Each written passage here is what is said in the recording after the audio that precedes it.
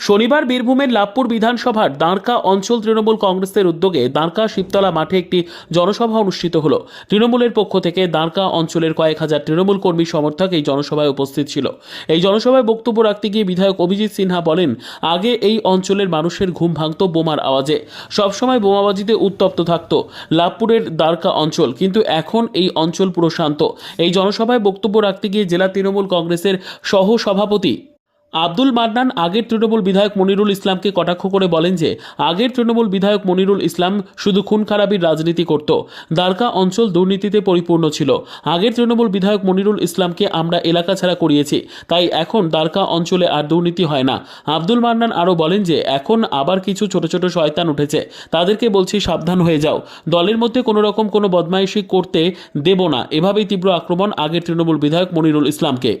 লাভপুর থেকে Kartik ভান্ডারীর report, Tarapith TV.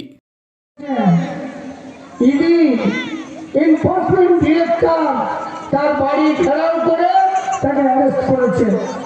সেই আনারুল ইসলামকে বসিয়ে দিয়েছিল পঞ্চায়েতের ম্যানেজারের সামনে, একদিকে বোম আর একদিকে পিস্তল। এই দুটো রেখে আপনাদের ধান বেচার টাকা, এনার্জির টাকা, গম বেচার টাকা, আলু বেচার টাকা সব তুলে নিয়ে গেছে। আমরা যখন মনিরুল ইসলামকে তাড়িয়ে দিলাম লাভপুর থেকে, আমরা আমাদের বর্তমান বিধায়ক রানা সিংকে বললাম যে কোটি কোটি টাকা দরকার মানুষের পকেট কেটে গেছে, আর এই ম্যানেজার টাকা জমা দিলে টাকা দিচ্ছে না। তখন আমাদের এমএলএ রানা সিং বলল, ওই ম্যানেজারকে দড়িতে করে বাঁধো, বেঁধে আমার কাছে নিয়ে এসো, টাকা মানুষের টাকা আমি উদ্ধার করে দেব। সেটাকে আমরা নির্দেশ দিলাম, আমাদের লোকজন ওকে বেঁধে বেটা বোলপুর পর্যন্ত গেল না, বেটা গেল বিডিওর ঘরে, হাতে পায়ে পড়তে লাগলো, বম পিস্তলের কথা বলতে লাগলো।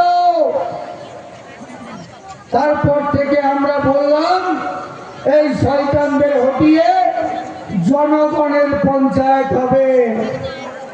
কি গো, দাঁড়কা অঞ্চল জনগণের পঞ্চায়েত হয়ে যেত? আপনারা জানেন যে মাননীয় মুখ্যমন্ত্রী আমাদের নেত্রী মমতা বন্দ্যোপাধ্যায় যা কথা দেন সেই কথা রাখেন। কেন্দ্রীয় সরকারের যে বঞ্চনা, তারা আমাদের 100 দিনের কাজের টাকা দেয় না, কাজ করিয়ে টাকা দেয় না। আবাস যোজনার টাকা বন্ধ করে দিয়েছে।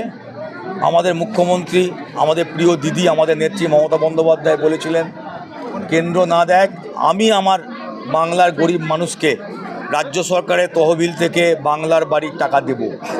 প্রথম কিস্তি পাওয়ার পর গতকাল থেকে দ্বিতীয় কিস্তির টাকা ঢুকতে শুরু করেছে। মাননীয় মুখ্যমন্ত্রীকে ধন্যবাদ জানাবার জন্যে, কৃতজ্ঞতা জানাবার জন্যে, কেন্দ্রীয় বঞ্চনার প্রতিবাদে এই সময় দেখা গেল ঢাকা অঞ্চল, শুধু অঞ্চল মিলে এই লোকের সমাগম, কি বলবেন? মমতা বন্দ্যোপাধ্যায়ের লোক, আমাদের লোক নয়। এ লোক মমতা বন্দ্যোপাধ্যায়ের লোক। যেখানে যা লোক দেখছেন সব তার লোক, তার উন্নয়নের লোক। আমরা তো সেটাকে প্রচার করছি। এর আগে আপনারা শুনলেন আমাদের বক্তাদের কাছ থেকে পঞ্চায়েত নিয়ে প্রচুর অভিযোগ ছিল। আমি বিধায়ক হওয়ার পর থেকে আমাদের ব্লক নেতৃত্বকে ধন্যবাদ জানাবো, অঞ্চল নেতৃত্বকে ধন্যবাদ জানাবো যে আমরা বলেছিলাম স্বচ্ছ পঞ্চায়েত করা দরকার, যা মুখ্যমন্ত্রী চাইছেন, সেই পঞ্চায়েত এখানে হয়েছে। এর আগে তো 100 দিনের কাজের টাকা থেকে শুরু করে বিভিন্ন রকম অভিযোগ এখানে ছিল। দাঁড়কা অঞ্চল মানে এক সময় বোমা বারুদের স্তূপ, মানে কোথাও ঘুম ভাঙতো বোমের আওয়াজ। ঠিক, সেই দাঁড়কা অঞ্চল একদম শান্ত। উন্নয়নের বাংলা, শান্তির বাংলা, এটাই হচ্ছে আমাদের মুখ্যমন্ত্রী মমতা বন্দ্যোপাধ্যায়ের ডাক। সেই ডাক আমরা লাভপুরে কার্যকারী করতে পেরেছি। আমরা ডানকাতেও কার্য করতে পেরেছি। এর আগে অনেকে তৃণমূল দল করতেন, বিভিন্ন পদে ছিলেন, কিন্তু মুখ্যমন্ত্রীর যে ডাক সেই ডাককে ঠিকমতো বুঝতে পারে নাই, তার জন্য তারা আজকে আর দলে নাই। আপনার সামনে আব্দুল মান্নানকে, আপনাদের তৃণমূল নেতা, ওনাকে বলতে শোনা গেল যে আপনার এবং অনুব্রত মণ্ডলের নির্দেশে মনিরুল ইসলামের ভাইকে বেঁধে নিয়ে যাওয়া হয়েছিল। এটা বলতে পারবো না, এটা তো অনেক আগেকার ঘটনা, গ্রাম্য বিষয়, এটা তো কোনো দলীয় বিষয় নয়। এবার ধরুন কেউ যদি টাকা পাওয়া বলে যদি কেউ বাঁধে, তাকে গিয়ে তাকে মানাসে বলতে গেছে যে যাওকে বাঁধোগা।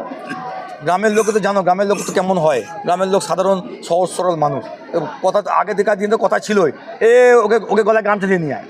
তো এবার যদি কেউ গাঁয়ের লোক কাউকে গলায় গামছা দেয়, সেটা করা উচিত নয়। এবার সে গ্রাম্য বিষয়, কে কাকে টাকা দিয়েছে, কে কার গলায় গামছা দিয়েছে, গ্রাম্য বিষয়, এর সঙ্গে রাজনীতিও সম্ভব। সেই ম্যানেজারকেও পরশুদিন ইডির হাতে গ্রেপ্তার হতে হয়েছে কোটি কোটি টাকা কেলেঙ্কারি হবে। দেখো ভাই, তদন্তের বিষয়, কোর্টের বিষয়, সেন্ট্রাল এজেন্সি ব্যাপার, সেই ব্যাপারে কোনো মন্তব্য করবো না।